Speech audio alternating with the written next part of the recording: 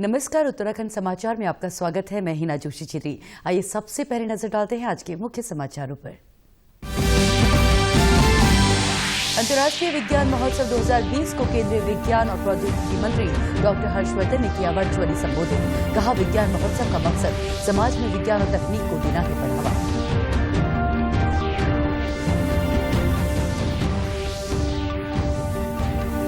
शीतकालीन सत्र के तीसरे दिन सरकार ने सदन में पारित कराए 6 विधेयक। विपक्ष की मांग पर विधानसभा अध्यक्ष ने एक दिन और बढ़ाई सत्र की अवधि।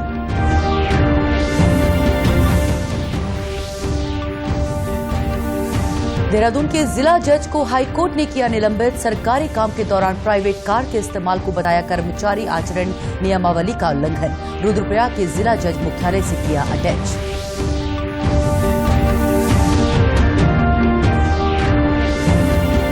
और पशुपालन विभाग की मदद से उत्तराखंड की बद्री गाय को अब विदेशों में भी मिलेगी पहचान।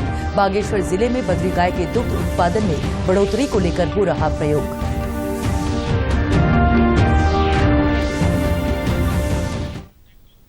अब समाचार विस्तार से। भारत में अंतर्राष्ट्रीय विज्ञान महोत्सव 2020 की कल नई दिल्ली में शुरुआत हुई। ये महोत्सव 25 दिसंबर तक आयोजित किया जा रहा है। केंद्रीय विज्ञान और प्रौद्योगिकी मंत्री डॉक्टर हर्षवर्धन ने आज विज्ञान महोत्सव को वर्चुअली संबोधित किया। उन्होंने कहा कि इस साल विज्ञान महोत्सव की थीम स्वावलंबी भारत और वैश्विक कल्याण के लिए विज्ञान है। उन्होंने कहा कि विज्ञान महोत्सव का मकसद समाज में विज्ञान और तकनीक को बढ़ावा देना है। इस आयोजन के जरिए लोगों तक ये संदेश पहुंचाने की कोशिश की जाती है कि विज्ञान और तकनीक के जरिए हमारी जिंदगी कितनी बेहतरीन हो गई है। The theme of this particular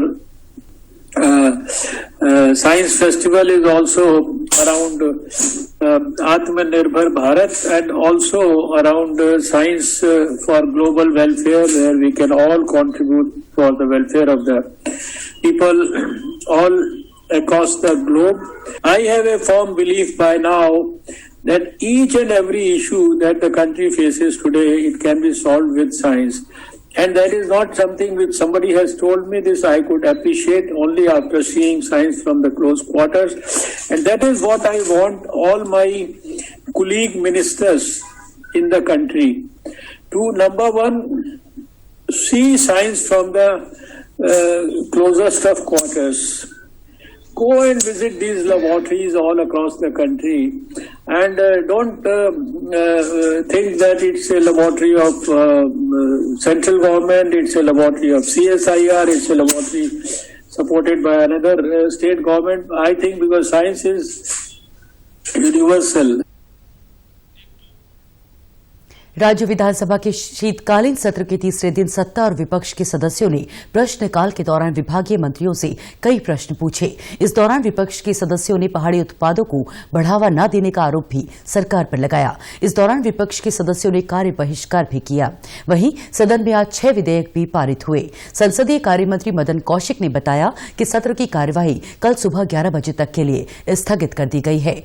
वहीं विपक्ष की मांग पर विधानसभा अध्यक्ष की अध्यक्षता में कार्य मंत्रणा की बैठक बुलाई गई, जिसमें 24 दिसंबर को एक दिन के लिए सत्र की अवधि बढ़ाई गई है, लेकिन सत्र के आखिरी दिन में प्रश्नकाल आयोजित नहीं होगा। विधानसभा में 6 विधेयक आए, इन पर चर्चा के बाद 6 के 6 पारित हो गए। और जो इससे अलग जो हमारा कार्य स्थगन था, वो भी इस पर चर्चा हुई। विपक्ष ने कार्य स्थगन 310 में लगाया था, जिसको 58वें दिन स्वीकार किया था। उसका उत्तर भी ठीक रूप से दिया गया, जिसमें जो विपक्ष का कमजोर होमवर्क था वो नजर आया है। और कल 11 बजे पुणे हाउस होगा और इसमें विपक्ष के लिए होगा, प्राइवेट डे के रूप में हम इसको रखा है। इससे पूर्व कल मंगलवार को देर शाम चालू वित्तीय वर्ष 2020-21 के लिए 4063.79 करोड़ का अनुपूरक बजट सदन में पारित हो गया। देहरादून के जिला जज प्रशांत जोशी को सरकारी काम के दौरान एक आरोपी की ऑडी कार इस्तेमाल करने पर सस्पेंड किया गया है। हाईकोर्ट के रजिस्ट्रार जनरल हीरा सिंह बोनाल की ओर से ये आदेश जारी किए गए हैं। उत्तराखंड हाईकोर्ट के कार्यवाहक मुख्य न्यायाधीश न्यायमूर्ति रवि मलिमत के दिशा निर्देशानुसार रजिस्ट्रार जनरल ने ये पत्र जारी किया है।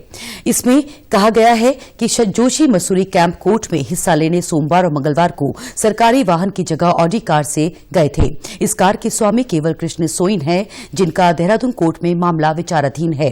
इस गाड़ी को जिला जज का बोर्ड लगाकर मसूरी में हाईकोर्ट के गेस्ट हाउस के आगे खड़ा किया गया था।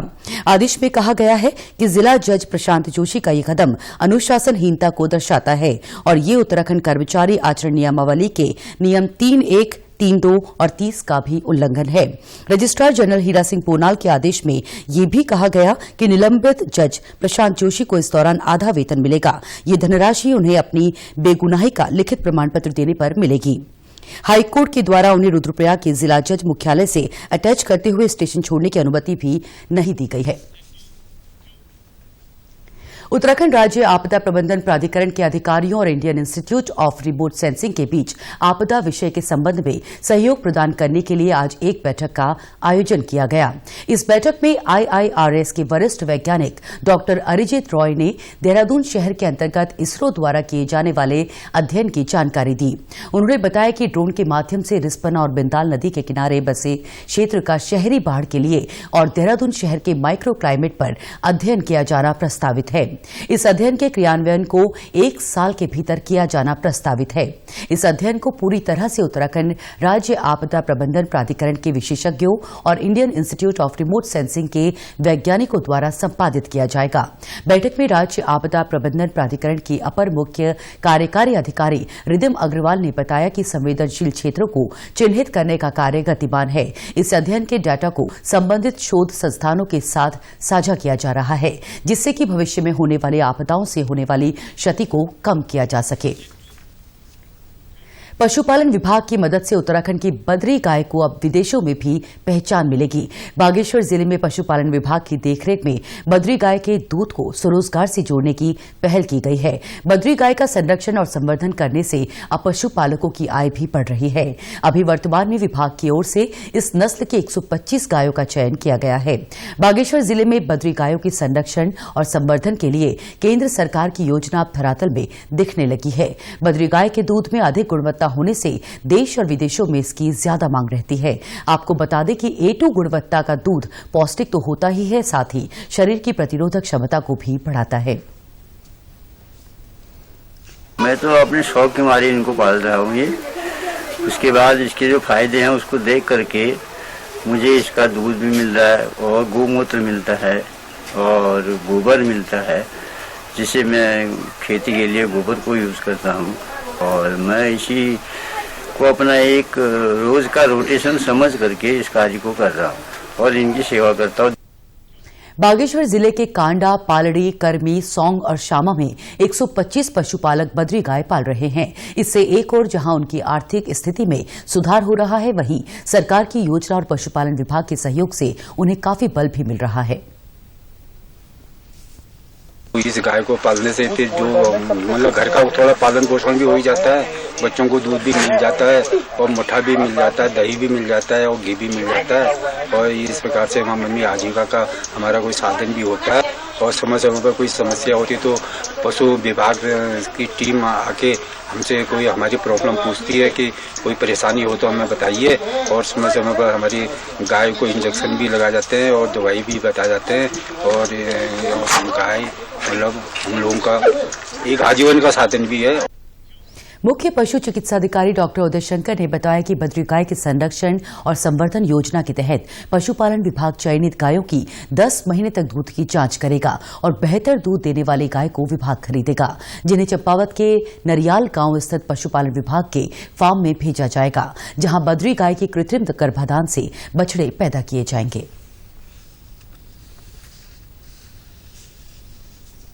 भारत सरकार ने इसको 2016 में हमारी देश की नेशनल ब्रीड घोषित किया है। तो बद्री गाय के संवर्धन और संरक्षण के लिए विभाग के द्वारा योजनाएं चलाई जा रही हैं, जिसके अंतर्गत हमारे जनपद में 5 क्लस्टर्स हमने चिन्हित किए हैं और उन 5 क्लस्टर्स में 25-25 गाय, कुल 125 गायों का हमने चयन किया है। इन 125 गायों में हम आगामी 10 माह तक उनके हर महीने एक बार मिल्क की रिकॉर्डिंग करेंगे।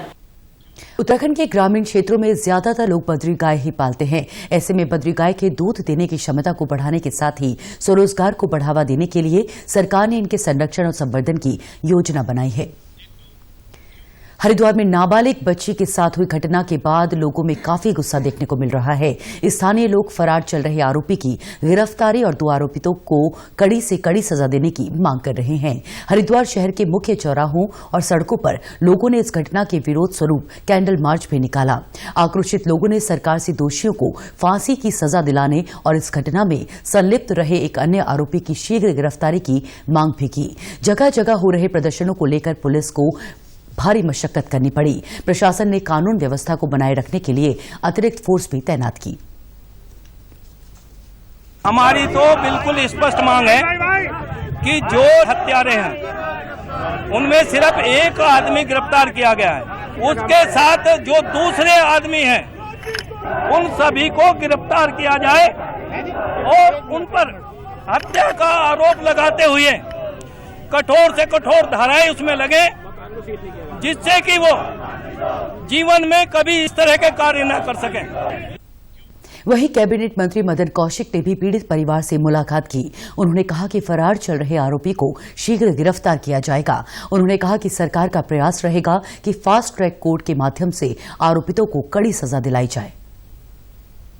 घटना के बाद से लगातार डीजीपी और एसएसपी को मैं बातचीत कर रहा था मेरे सारे कार्यकर्ताओं से, और इस घटना के बाद निश्चित रूप से मुख्यमंत्री जी भी बड़े अंदर शोक हैं।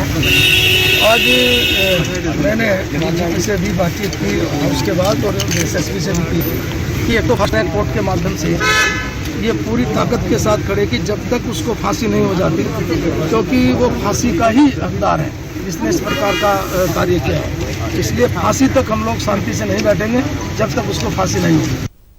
वरिष्ठ पुलिस अधीक्षक सेंथिल अबुदई ने बताया कि फरार चल रहे आरोपी की गिरफ्तारी के लिए कई टीमें कार्य कर रही हैं। उन्होंने आरोपी को जल्द पकड़ने की बात कही।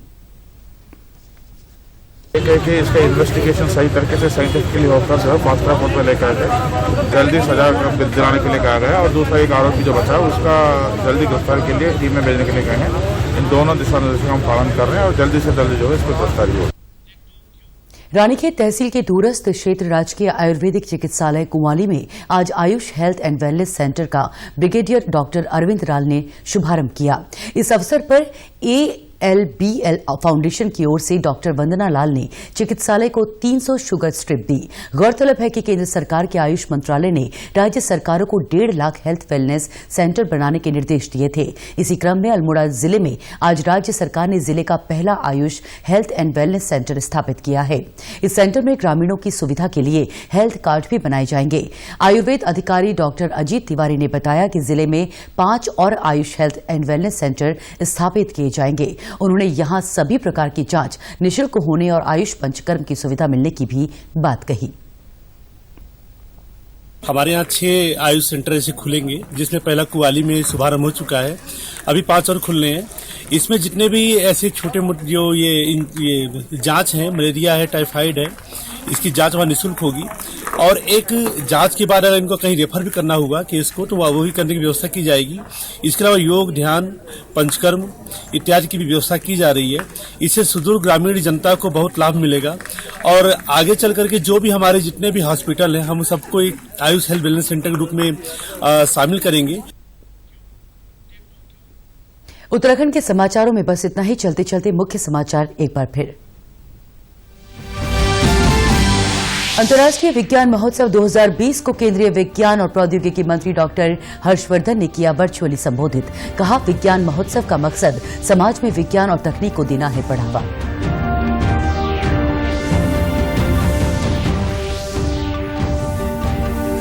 शीतकालीन सत्र के तीसरे दिन सरकार ने सदन में पारित कराए 6 विधेयक। विपक्ष की मांग पर विधानसभा अध्यक्ष ने एक दिन और बढ़ाई सत्र की अवधि।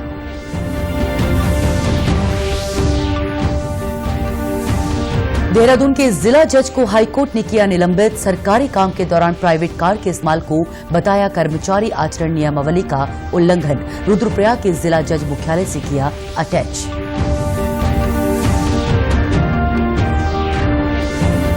और पशुपालन विभाग की मदद से उत्तराखंड की बद्री गाय को अब विदेशों में भी मिलेगी पहचान। बागेश्वर जिले में बद्री गाय के दुग्ध उत्पादन में बढ़ोतरी को लेकर हो रहा प्रयोग।